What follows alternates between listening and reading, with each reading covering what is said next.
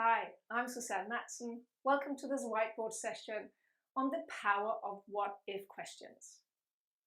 We seem to live in a time when we are more concerned with coming up with the right answers than asking the right questions. But if we want to become leaders, really effective leaders, we have to be more concerned with asking the right questions. As Voltaire said, judge a man by his questions rather than his answers.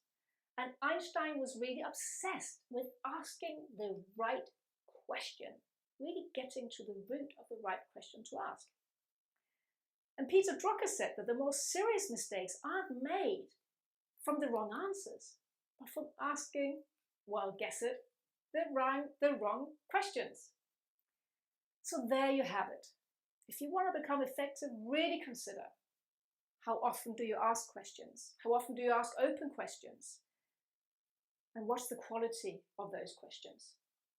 Liz Wiseman wrote the book, The Multipliers, some years ago. And in this book, she talks about the differences between leaders that are multipliers and those that are diminishers. Multipliers are those leaders who multiply the smarts of others.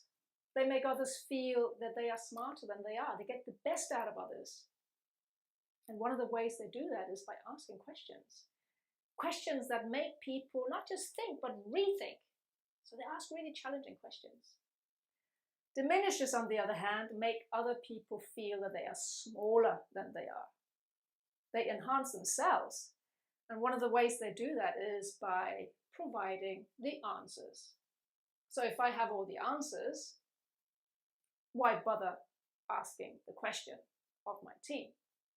So you see there's a big difference here. To become effective, ask those questions. That's the only way you can empower others. So just a few examples of questions here behind me. What does our gut tell us about this project? What are we not seeing that is new or different? What would we do differently if we bet our own money on this? These are good open questions. And now let's turn to these what-if questions, because the what-if questions open up even more. What if we have no constraints? What if we only had half the time? What if we could start all over? What if we could not fail? And you, of course, will come up with your own what-if questions. They're unlimited. What's really interesting about them is that they do open up. They make people think differently. So I challenge you to try it out. Begin to observe yourself. How many questions do you ask? How many good open questions do you ask? And how many what-if questions do you ask?